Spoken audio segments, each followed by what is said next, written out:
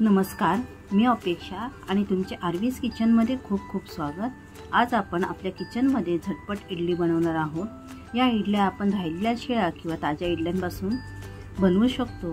ही इडली अगदी 5 मिनिटांमध्ये आणि कमीत कमी साहित्यामध्ये बनवून तयार होते। ही बटर इडली आहे ना, चवीला तर जबरदस्त लागते। लहान मुलांना देखील खूप आवडेल, तर तुम्ही नक्की करून पहा। आणि आत्ताच तुम्ही आपल्या रेसिपीला लाईक करा आणि जर तुम्ही सबस्क्राइब केलं नसेल तर आपल्या चॅनलला सबस्क्राइब करा। चला तर मग वेळ न वाया घालवता आपण आता रेसिपीला सुरुवात करूया। इथे पाहू शकता, या माझ्याजवळ 6 इडल्या राहिल्या आहेत, परंतु या 6 इडल्यांपासून आपण लहान मुलांसाठी पोटभर नाश्ता बनवू शकतो। सुरीच्या साहाय्याने इडली कापायची आहे। एका इडलीचे 4 भाग करायचे आहेत किंवा मोठी इडली असेल तर एका इडलीचे 6 भाग देखील करू शकतो।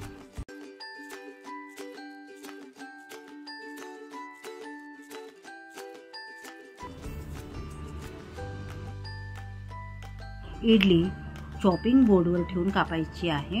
इथे मी तुम्हाला हातावर कट करून दाखवले आहे, म्हणून हातावर कापू नका, नाहीतर इडली कापताना हाताला इजा होऊ शकते। आता इथे आपल्या सर्व इडल्या कापून झाल्या आहेत। इथे मी गॅसवर एक कढई ठेवून त्यामध्ये 2 मोठे चमचे बटर टाकणार आहे। गॅसची आच मी सुरुवातीला मंद ठेवली होती, आता मध्यम करूया। आता गॅसची आच मध्यम करून बटर आपल्याला मेल्ट करून घ्यायचं आहे। इथे बटर चांगला गरम झाला की आपल्याला यामध्ये 1 चमचा राई टाकायची आहे। राई छान तडतडली ना की यामध्ये आपण फक्त 1 चमचा काश्मीरी चिली पावडर टाकणार आहोत। ती आपण या बटरमध्ये छान मिक्स करून घेऊया।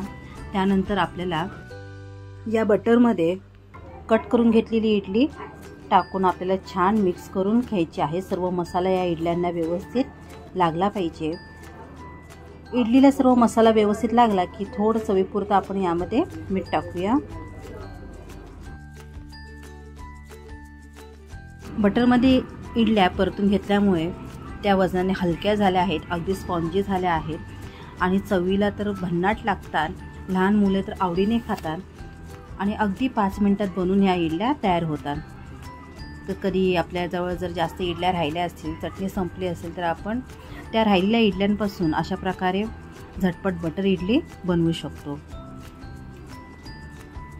लहान मुलांपासून मोठ्यांपर्यंत सर्वांना ही इडली नक्कीच आवडेल, तर तुम्ही नक्की करून पहा।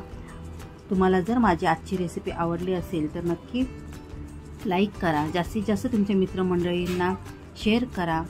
तसेच तुम्ही आपल्या चॅनलला अजूनही सबस्क्राइब केलं नसेल तर नक्की सबस्क्राइब करा। धन्यवाद।